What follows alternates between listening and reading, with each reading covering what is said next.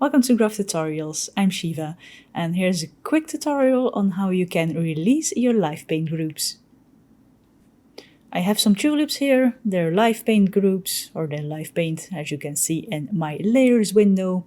And now, let me first select all of them, so you can see there's live paint, all paths, and everything.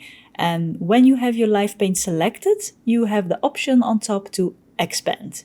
And when you expand the live paint, the colors stay the same. They stay in the same position, same place. They stay where they are, and your live paint transforms in a normal group.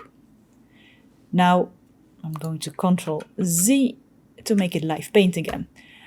When you have a live paint group, you also have the option to release it. And when you go to Object, Live Paint, you can choose Release.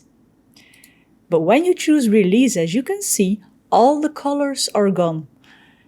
And your strokes, as you can see in the properties, will become half point. So all your strokes, all of them, will become a half point and all your colors are gone.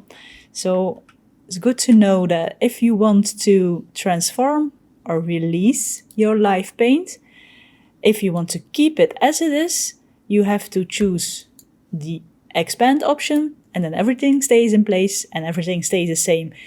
If you don't necessarily want to keep it as it is, then you can choose to release it through Object, Live Paint, Release. That was a quick tutorial on how you can release or expand your live paint. Let me know in the comments below if you liked the video. Be sure to also press the thumbs up button if you did. If you want to see my future videos, press the subscribe button with a little bell icon. But for now, stay creative and I hope to see you in the next one.